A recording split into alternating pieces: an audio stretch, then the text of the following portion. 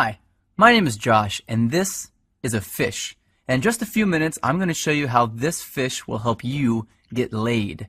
And it'll do it without teaching you cheesy pickup lines that don't work, without letting you spend a dime on dinners and drinks, and without anyone ever noticing you're using his techniques on them. But first, I gotta warn you, I've taught this technique you're about to learn to over 110,000 guys just like you, who live in over 30 countries around the world, and it's going to make hot women stare at you and uncontrollably chase you. But to be fair to the other 100,000 plus guys who've shoved money in my pockets to teach them this technique already, I'm only going to be able to leave this video up for 24 hours. So this is literally the only chance you'll get to see this video all the way through.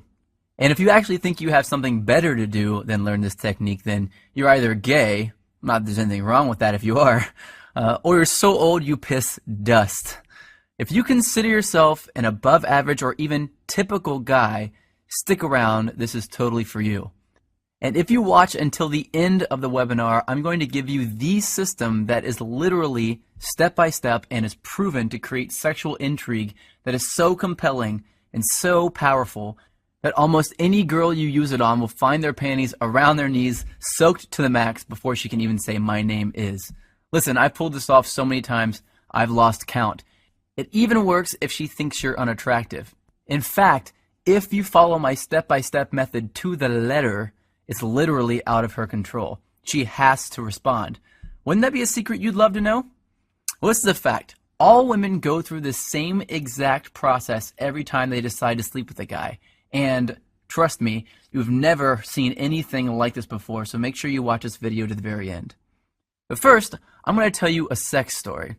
Yeah, I know most guys would tell you all about their different media appearances they've done, all the books they've authored, blah, blah. And yeah, I could bore you with that crap. I have a credentialed resume that would make the biggest player you know run home to his mama. But listen, if you're smart, you don't give a damn about that. And I bet you don't. You probably just want the juice, the secret sauce. And I'm going to get to that in just a few seconds, right after my sex story. Deal? Cool. So how did this skinny little loser looking dude go from 0 to sleeping with up to 15 new hotties a month? Did I get rich? Did I memorize line after lame ass line? Did I put on pheromone cologne? Hell no. The truth is pretty brutal. I was an absolute leper with women until I discovered this system. If you looked up whipped in the dictionary, it'd say, see Josh Pellisier. In fact, if I hadn't hit complete rock bottom, I'd probably still be terrible to this day. You see, several years ago, I was living with my complete ice queen of an ex-girlfriend in North Carolina. She was hot, young, and she knew it. You know, a total Barbie who always gets what she wants. And I thought she was amazing in bed. Now that I've been with a few hundred more women, I wouldn't even rate her a 5. Listen, back then, the old Josh did anything she wanted. She wanted to move to North Carolina. I said, okay, let's go. She wanted to keep in touch with her ex-boyfriend. I told her, it's okay, I understand. She wanted me to pay for the apartment. I didn't want to look like a deadbeat, so I said, I'll work 2 jobs, no problem. I just wanted to make her happy. But one brutally hot day, I come home from a 14-hour shift at the coffee shop I worked at to find her freaking out. She told me that her dad was making a surprise visit, and she never told him that she was dating anyone, and definitely not that she was living with someone. And the worst part, he was showing up that night. So she told me to get all my stuff and leave the house for a couple of days so he wouldn't find out that I lived there with her. And, like the little boy that I was, I left. I got all my stuff, packed it into my little crappy black Honda Accord, and drove out not having any idea where I'd go.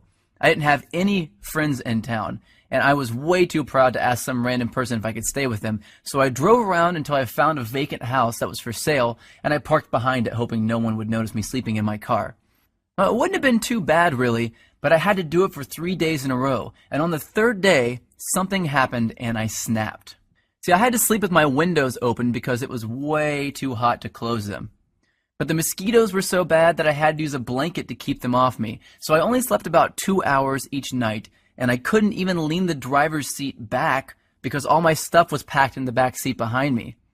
So I had to sleep sitting up in the driver's seat, covered in a blanket, in the sweltering heat behind a vacant house like a hobo. And then it happened. I was half asleep and I hear, "Freeze, put your hands where I can see them." I freak out, of course. So in a daze, I put my hands out the window and a swarm of police officers jog over to my car with their guns out and aim at my window. Apparently, the neighbor had seen a strange car parked behind the vacant lot and called the police. I guess I would have done the same thing. After they calmed down and realized I wasn't some national threat, they asked me what I was doing there. And that's when I did it. I told them that my girlfriend's dad was in town and he didn't know we were dating, so I had to sleep in my car for a few days. That's when one cop turned off his flashlight, looked at the other cop in complete disbelief, and turned to me and said, "Seriously?" I was tired and I didn't have the energy to explain more, so I just said, "Yeah." I think he was still trying to be professional, so he told me that I needed to go somewhere else, and he told me to try sleeping in the Walmart parking lot.